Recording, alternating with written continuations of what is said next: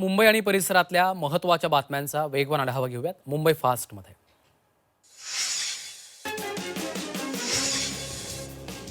अर्जेंटिनाचा दिग्गज फुटबॉलपटू Lionel Messi 3 दिवसांच्या भारताच्या दौऱ्यावर आहे. मेस्सीचं मुंबईमधील वानखेडे स्टेडियममध्ये चाहत्यांनी जोरदार स्वागत केलं. तर स्वागतानंतर लिओनेल मेस्सी आणि मुख्यमंत्री फडणवीसांच्या हस्ते प्रोजेक्ट महादेवाचं उद्घाटन झालं.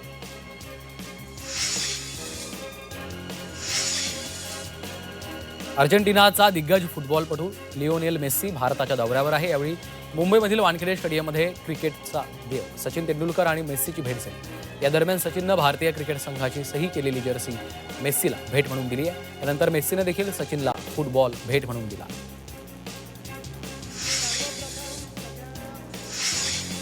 वानखेडेच्या मैदानामध्ये सचिन तेंडुलकरनं आपल्या भाषणाची सुरुवात मराठीतनं केली.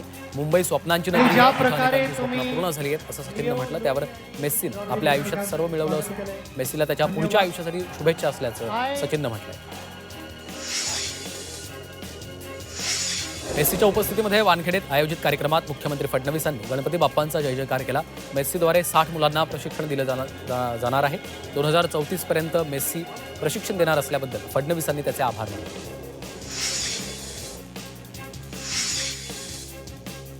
मुंबईतील वानखेडे स्टेडियमवर फुटबॉलपटू लिओनेल मेस्सीनं चाहत्यांना भेट दिली. यावेळी क्रिकेटचा देव सचिन तेंडुलकर, बॉलिवूड अभिनेता अजय देवगण आणि टायगर श्रॉफ उपस्थित होते.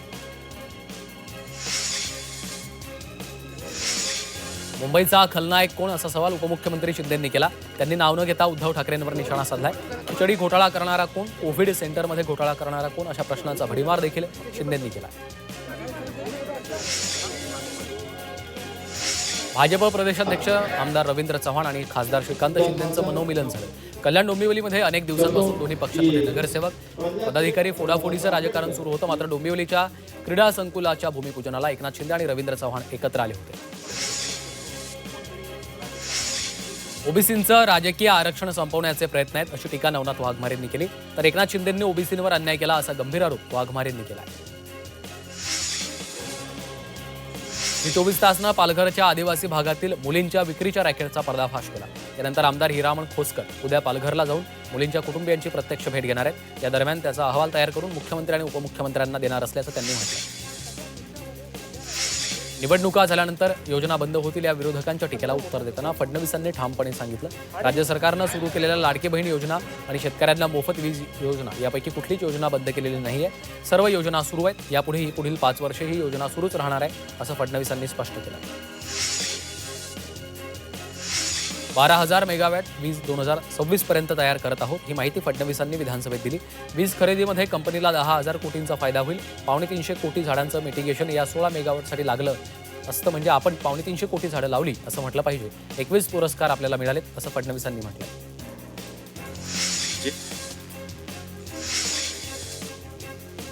विरोधी पक्षनेतेपदावरनं आमदार निलेश राणे यांनी विरोधकांवर निशाणा साधलाय. विरोधी पक्षनेतेपदासाठी संख्याबळ आहे का असा सवाल त्यांनी केला. तर एक्स्ट्रा गाडी आणि केबिनसाठी धडपड सुरू असल्याची टीका त्यांनी केली. यंदाचं अधिवेशन खूप कमी कालावधीचं झालंय. कारण महिलांच्या सुरक्षेचा प्रश्न, शेतकऱ्यांचे प्रश्न, पर्यावरण असे अनेक मुद्दे होते अशी प्रतिक्रिया अधिवेशनाच्या कालावधीवर सुप्रिया सुळे यांनी दिली आहे. नवी मुंबईमध्ये आगामी महापालिका निवडणुकीच्या पार्श्वभूमीवर भाजपनं इच्छुकांच्या मुलाखती घेतल्यात. या याद्यांमध्ये 111 प्रभागात 830 इच्छुकांनी हजेरी लावली. यावेळी भाजपचे जिल्हाध्यक्ष राजेश पाटील, आमदार मंदा म्हात्रे, संजीव नाईकांनी उमेदवारांच्या मुलाखती घेतल्या.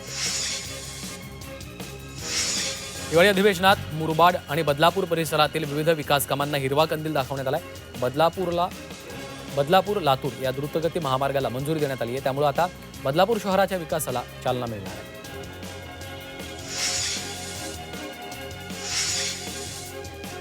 महावितरण कंपनीनं 32,000 मेगावॅटहून अधिक वीज खरेदीचा करार केलाय. निविदेद्वारे बाहेरून खरेदीची तयारी महावितरणनं केली आहे. यासंबंधी आता महावितरण लवकरच निविदा जाहीर करणार आहे. मुंबई महापालिकेनं रस्ते काँक्रिटीकरण प्रकल्प हाती घेतला. यामध्ये उत्तर मुंबईतील 330 रस्ते प्रकल्प पूर्ण झाले. तर अपूर्ण रस्त्यांची कामं डिसेंबर अखेरपर्यंत पूर्ण होणार आहेत. त्यामुळे मालाड, बोरिवली, कांदिवली, दहिसर आदी भागांमधील नागरिकांचा प्रवास लवकरच सुखकर होईल. जाहिरातींच्या फलकांवर शुल्क आकारण्याचा अधिकार असल्याचं न्यायालयानं स्पष्ट केलं. फलकांवर परवाना आणि नूतनीकरण शुल्क आकारण्याचा अधिकार महापालिकांना असल्याचा निर्णय उच्च न्यायालयानं दिलाय. महापालिकेच्या शुल्क आकारण्याच्या निर्णयाला आव्हान देणाऱ्या याचिका फेटाळून लावल्या. मुंबई महापालिकेकडनं स्वच्छतेसाठी विविध उपाययोजना केल्या जात आहेत. घनकचरा व्यवस्थापन विभागाच्या वतीनं स्वच्छता मंथन स्पर्धा आयोजित केली होती. या स्पर्धेसाठी 4,20,00,000 रुपयांची पारितोषिकं दिली जाणार आहेत. लोअर परळमधील सेंच्युरी टेक्स्टाईलचा ताबा मुंबई महापालिकेकडे आल्यानंतर आता इथल्या जागेचा विकास करून त्या जागी उत्तुंग रहिवासी इमारती बांधण्यात येणार आहेत. यासाठी महापालिकेनं निविदा जारी केली आहे. विकासासाठी जागेचा लिलाव केला जाणार असून त्यातून महापालिकेला 1,348 कोटी रुपयांचा महसूल मिळणार आहे. वर्सोवा भाईंदर रस्त्यासाठी 45,000 खारफुटीची झाडं तोडण्यास न्यायालयानं महापालिकेला परवानगी दिली आहे. हा प्रकल्प मुंबई आणि मीरा भाईंदर यांना जोडणार आहे. प्रस्तावित मार्ग वर्सोवा आणि पश्चिम उपनगरातनं दहिसरपर्यंत जाणार आहे. त्यानंतर मीरा भाईंदरपर्यंत विस्तार करण्यात येणार आहे. वीज चोरी पकडण्यासाठी मशीन लर्निंग आधारित अत्याधुनिक तंत्रज्ञानाचा वापर सुरू केला. त्यामुळे या वर्षभरात 8.5 कोटींची वीज चोरी पकडण्यात यश आलं. कंपनीनं या अंतर्गत मीटर डेटा तंत्रज्ञानावर आधारित वीज चोरीचा अंदाज वर्तवणारं हे मॉड्यूल विकसित केलं. आता मुंबई पुणे प्रवास अवघ्या 90 मिनिटांमध्ये करणं लवकरच शक्य होणार आहे. पुणे मुंबई एक्सप्रेस हायवेला जोडून एक सामायिक एक्सप्रेस हायवे तयार करण्यात येणार आहे. हा ग्रीनफील्ड लिंक अटल सेतू ते JNPT चौक ते पुणे शिवार जंक्शन असा 130 किलोमीटरचा असेल. महत्वाकांक्षी उत्तर मुंबई सागरी सेतूचा विस्तारित भाग असलेल्या वर्सोवा भाईंदर विकास आराखडा रस्ता प्रकल्पाचा मार्ग उच्च न्यायालयानं मोकळा केला. या प्रकल्पाच्या 26.3 किलोमीटरच्या पट्ट्यासाठी सुमारे 45,000 खारफुटीची झाडं तोडण्यास न्यायालयानं महापालिकेला परवानगी दिली. दादर स्थानकामध्ये पश्चिम रेल्वे मुंबई रेल्वे विकास महामंडळाच्या सहकार्यानं प्रवाशांच्या सोयीसाठी एलिव्हेटेड डेक उभारणार आहे. याचं काम विविध टप्प्यामध्ये होणार असून त्यामुळे प्रवाशांच्या गर्दीचं विभाजन होऊन अधिक मोकळी जागा मिळणार आहे.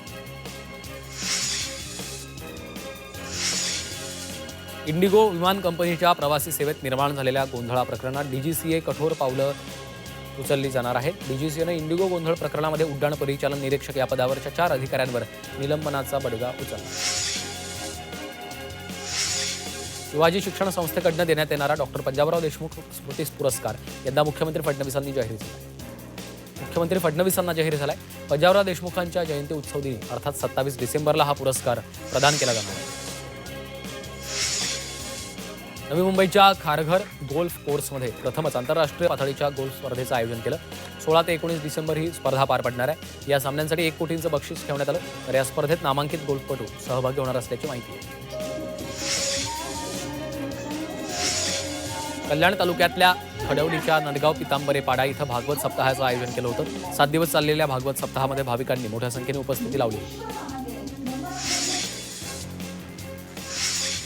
कल्याण डोंबिवली महापालिकेच्या वतीनं ऊर्जा संवर्धन 2025च्या निमित्तानं सायकलद्वारे जनजागृती करण्यात आली. महापालिका आयुक्त अभिनव गोयल यांच्या हस्ते रॅलीचा शुभारंभ झाला. यामध्ये ऊर्जा बचतीसह सौर ऊर्जेच्या वापराबाबत जनजागृती केली आहे. यावेळी रॅली 150 ते 200 सायकलपटू सहभागी झाले.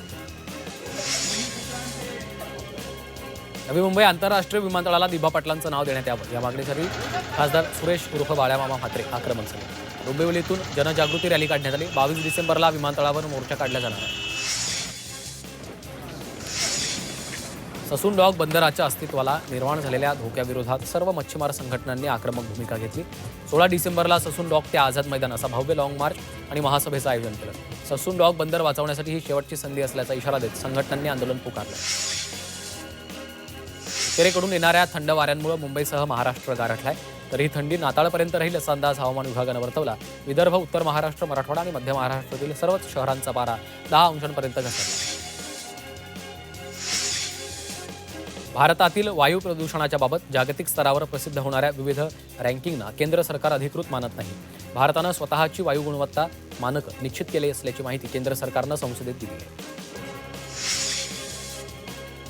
पुढील काही दिवसांमध्ये राज्यात थंडीची लाट येण्याची शक्यता भारतीय हवामान विभागानं वर्तवली आहे. भारतीय हवामान विभागाकडनं मध्य महाराष्ट्रात थंडीच्या लाटेचा इशारा देण्यात आला. येलो अलर्ट जारी केला.